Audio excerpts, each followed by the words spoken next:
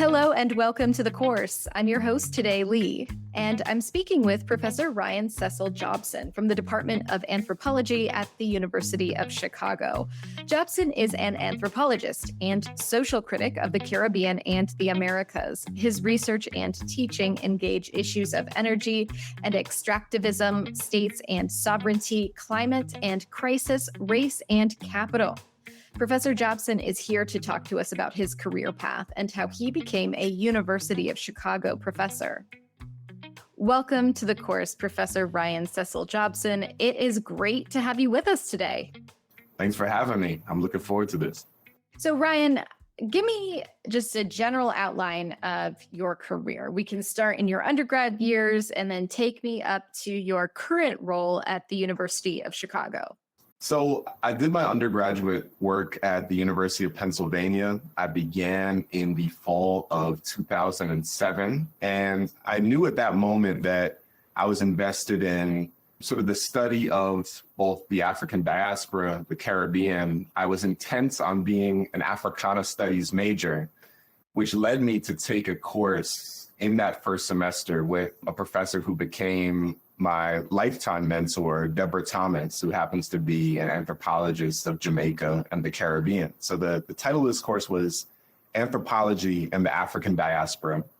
I didn't know what anthropology was at the time. I knew there was some kind of qualitative social science, but really my grounding and introduction to the field came through both sort of the work of Black anthropologists and the longstanding study, again, of Africa and its diaspora through key figures like Melville Herskovits, who was a student of Franz Boas, as well as, again, later figures like Lynn Bowles, John Gwaltney.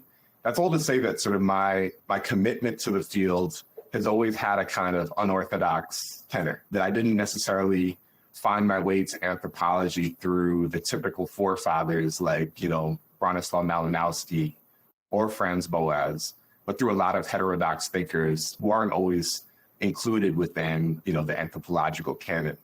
Anyhow, I did complete a double major at Penn in anthropology and Africana studies.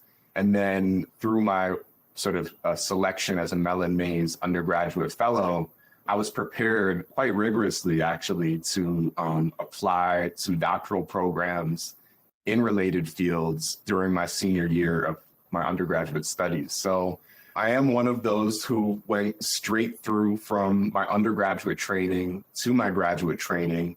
And in some ways, I stumbled into a program that was really ideal for my interests at the time. So I ended up enrolling in the combined PhD program in anthropology and African American studies at Yale. It was the only such program that I applied to. I actually applied to a variety of both departments of anthropology and sort of doctoral programs in Africana studies and American studies. But this one actually allowed me to continue my intellectual course to date, to be firmly situated in both of these fields as a grounding through which I began to explore some of my research on the history and politics of the oil and gas industry in Trinidad and Tobago. And that sort of has broadened out to sort of questions of energy, climate, and post-colonial governance more broadly.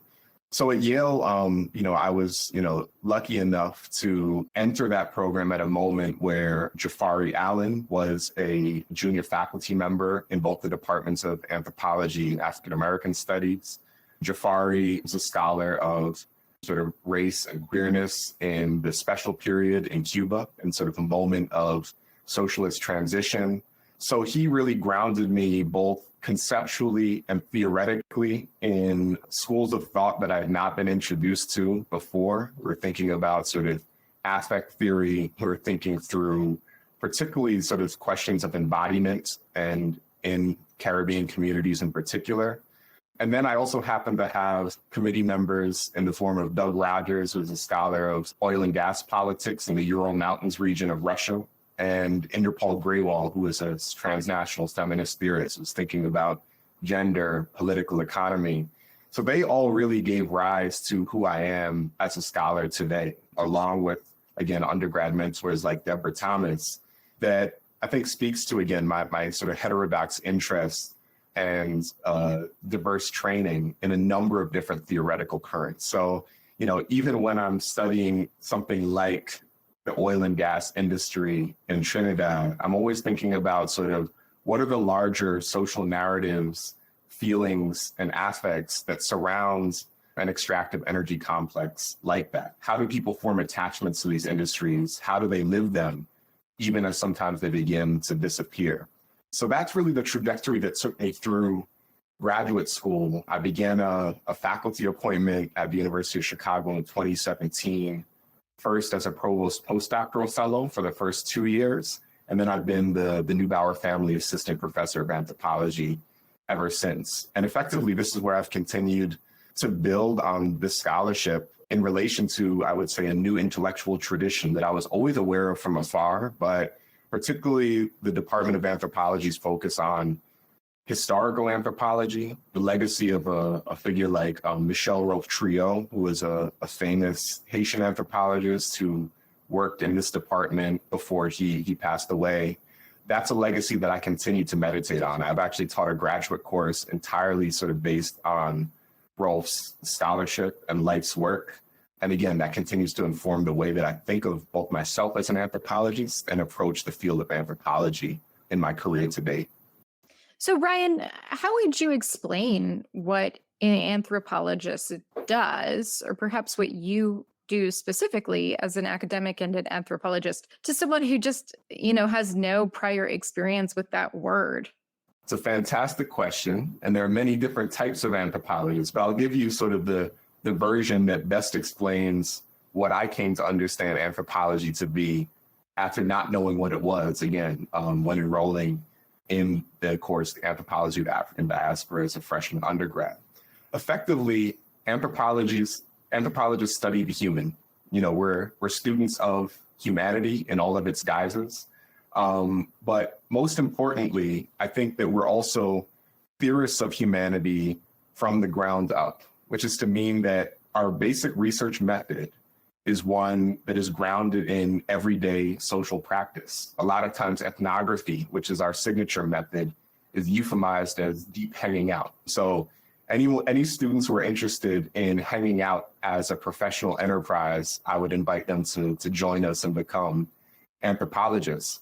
Another way that I would frame this in very sort of direct terms is that, I did mention that I also incorporate a number of historical approaches in my own research and scholarship. But one of the ways that I think that we differentiate ourselves, at least until recently, from professional historians, is the way that we take the widest possible approach to what counts as legitimate evidence. And I'm stealing this, I'm paraphrasing from a radio interview that Rolfe-Triot, who I mentioned earlier, did when he was a doctoral student in anthropology at Johns Hopkins University. So he's being interviewed in Haiti, in his homeland of Haiti, where they asked him, again, why he pursued a degree in anthropology and not in history. And his answer was precisely this, that anthropologists are able, by virtue of our history as a discipline, to draw our evidence not just from formal archives, but what has now been taken up in the discipline of history as oral history, as participant observation, as well as other kinds of sort of ephemeral myths and forms of evidence that may not appear quite as palpable. So, Ryan, as you pursued your PhD and as you pursued your career as an academic in anthropology, were there any challenges or barriers that you bumped up against? Certainly. And I think one of them has to do with this sort of heterodox relationship to the field of anthropology, which is to say that I've always approached anthropology from the perspective of scholars who were some of its greatest critics, right? There has been a long tradition, particularly of Black anthropologists who received training in this field, but then either did not complete their doctoral degrees, were excluded from faculty positions, or also just sort of written out of the canon of what we think about as anthropology. Of course, I think the clearest example of this is Zora Neale Hurston, who now, thanks to Alice Walker, is well regarded for her work as a novelist. She's widely read, again, by high school students and undergraduate students. But she was also trained as an anthropologist and folklorist at Columbia University under Franz Boas, but she did not complete her degree and she faced a number of challenges. So I've always been sort of at pains to reconcile these two traditions, particularly now that I'm appointed in an anthropology department. And one of the ways that I've done that is by making this sort of explicit in my scholarship. My first peer-reviewed journal article that I co-authored with my graduate mentor, Jafari Allen, was meditating on precisely this problem, and it's called the decolonizing generation. So I was thinking about a generation of scholars like Michelle Rolfe-Trio, Faye Harrison, Lynn Bowles, Irma McLaurin, who are at pains to sort of bring these unheralded legacies of Black anthropology that were often recognized, again, in interdisciplinary fields like Black studies, but not in sort of undergraduate and graduate curricula and training in anthropology. So I think that in some ways, my effort has always been to create a space for my own scholarship and for myself in this discipline by being a rigorous student of the history of the field, by sort of delving into the archives of early 20th century anthropology, not just to sort of demonstrate the fact that Zora Neale Hurston and her ilk were excluded, but also to say sort of what were the conditions by which something called anthropology came to be that couldn't accommodate them. And perhaps how can we better do that going forward? So again, I sort of pour over, the work of someone like Zora, as well as I've spent a lot of time, again, in various kinds of institutional archives, including those of her sort of Columbia colleague, Melville Herskovits, who became sort of the paradigmatic sort of scholar of African diaspora anthropology and ended up founding the African Studies program at Northwestern University. So again, there are different ways to read that. The fact that Melville Herskovits was a white Jewish anthropologist who faced many barriers of his own, but ultimately was able to sort of institutionalize this work, whereas Zora and others never were afforded that opportunity. So I remain a student of both of them, in part because I think that in the sort of the divergent trajectories of a Herskovits and a Hurston, we have everything to learn about what anthropology is and how we can sort of better direct it in the future. And then who did you lean on for support as you entered this journey and worked through this journey? That's a fantastic question. I think my mentors come first. Again, Deborah Thomas remains my mentor from sort of those first days in September 2007 until today, as well as, again, my graduate dissertation chair, Jafari Allen. He had arrived at Yale a few years before me from a faculty appointment at the University of Texas at Austin.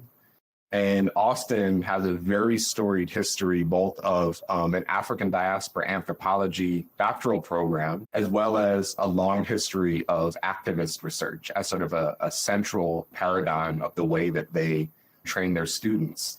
So in a lot of ways, Jafari, when he came to Yale, brought that Austin school to New Haven, and I was instructed in it. And so both I was trying to write into the field and forge a space for myself.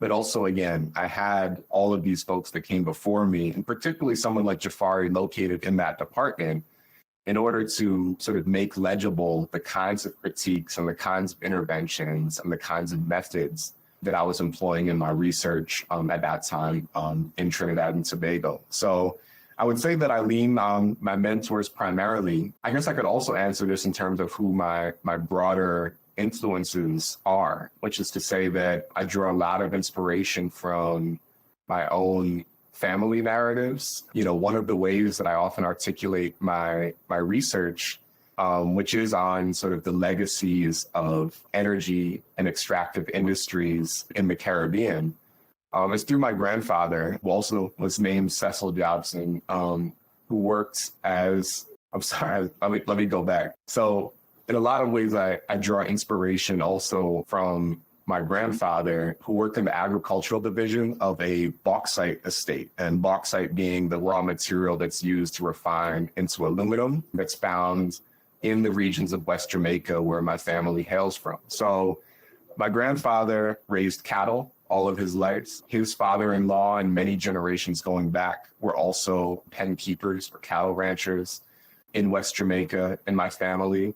So in a lot of ways, the way that I've come to my research questions is as a way to think about the structural and political dynamics that have led me, for instance, to become a professor instead of someone who raises cattle in West Jamaica. And that has everything to do with, again, sort of the retreat of certain kinds of agricultural economies, structural adjustment programs that have sort of impeded the ability of the economies of the Caribbean in particular to compete with US farming. And also, I think that I've always wanted to inquire into the political legacies of that moment. And I've never written about that explicitly, but I always look to, for instance, Trinidad and its narrative of economic success or relative success vis-a-vis its regional compatriots as something to help illuminate sort of the kind of condition, again, of structural adjustment and abandonment that we see in a place like Jamaica. So I would say those are my primary influences, and both the folks who looked out for me and protected me, but also the kinds of narratives that motivated me to continue to pursue this and get through my graduate training. Well, on that note, why enter academia at all? Why not do something else with these skills and this knowledge that you've acquired?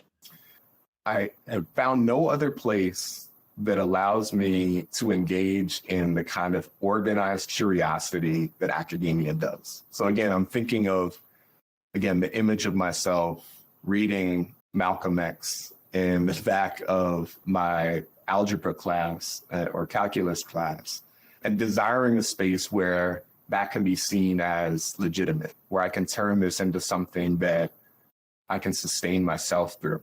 And academia has always been a refuge for me. I think that it's an imperfect refuge, but it's certainly the one that's allowed me to meditate on these histories most clearly, right? And I think that part of that is to reckon with the fact that there is no simple or individual solution to these larger dynamics. I do have an uncle who continues to raise cattle in Jamaica, in some ways against all odds, but there wasn't a viable opportunity because of the larger sort of social and economic dynamics in contemporary Jamaica for me to return and take up this mantle or this legacy that has run in my family for generations, despite the fact that I'm a big fan of cattle, right?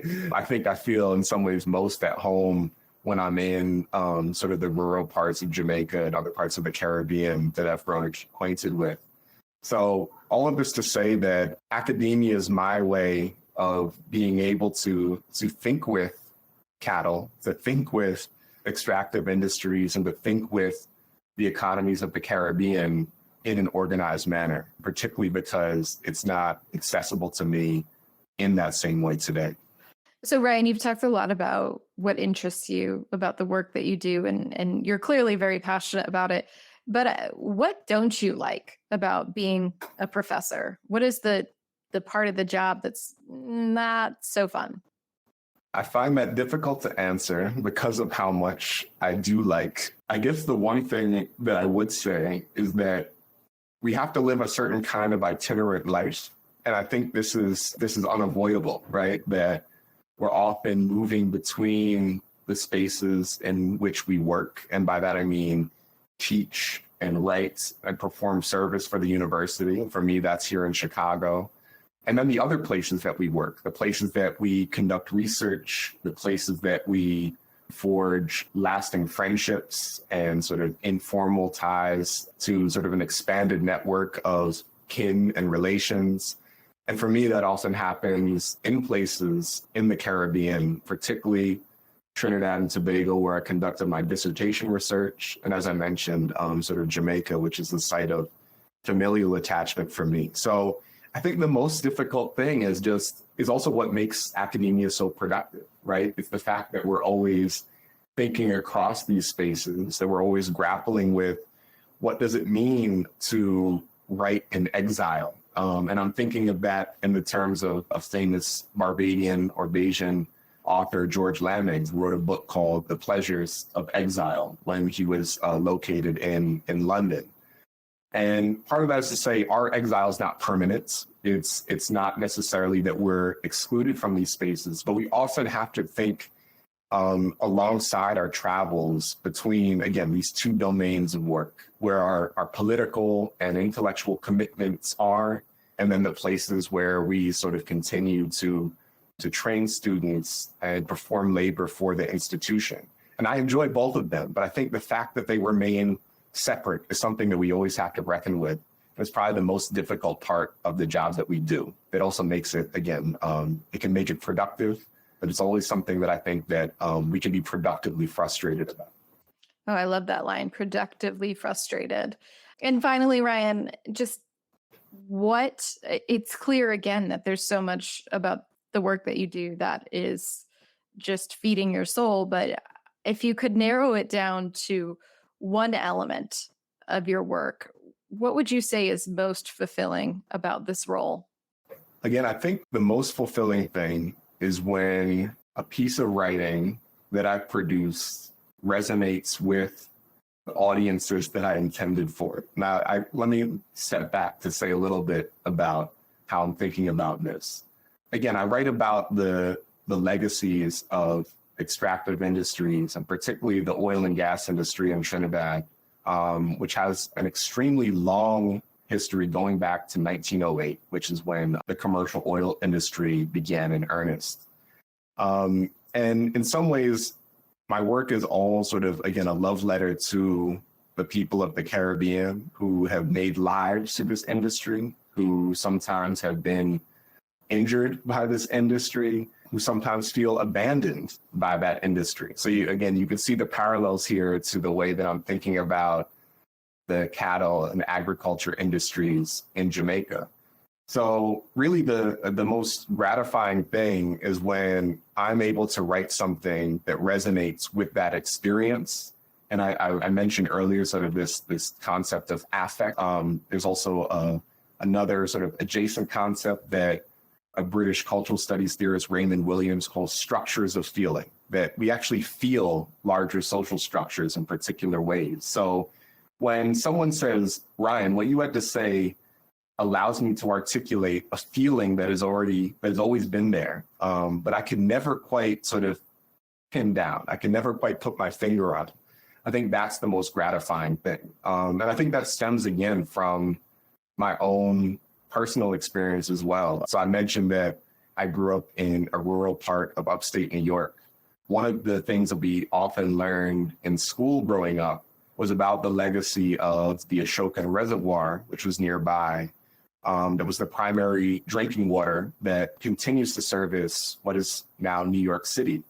And the way the story was told is that the original locations of many of the towns that I grew up nearby, like Olive Bridge, Boyceville, which is where my high school was located, were actually originally located under what is now the Ashokan Reservoir, and were flooded out in order to create this source of drinking water for the city. So I was always very aware, again, of the relationships between the country and the city, the kinds of feelings that emerge out of this. And again, the legacies of large-scale industrialization and urbanization that were being carried out both, again, in the Caribbean, in places like Jamaica and Trinidad, as well as in geography like New York. So again, I've always wanted to sort of tap into what kind of feeling is this, right? What kind of feeling does the sort of aftermath of entire communities being flooded out and forcibly removed? What does it conjure? What does it look like when certain kinds of legacy economies like raising cattle disappear? And also, what does that look like when an identity that's surrounded being a petrostate in a place like Trinidad, when that starts to disappear as well? So I certainly think that links all of the different places that I both dwelled and lived in. And also, I think, an effort to tap into feelings that are quite familiar to me. Thank you, Professor Ryan Cecil Jobson, for your time today. And course takers, if you enjoyed listening to today's interview, please check out the other ones. Leave us a comment, subscribe, follow, and share this episode with your friends and family. You can find out more about the University of Chicago through uchicago.edu or the university's campus in Hong Kong through uchicago.hk. Stay tuned for more, and thanks for listening.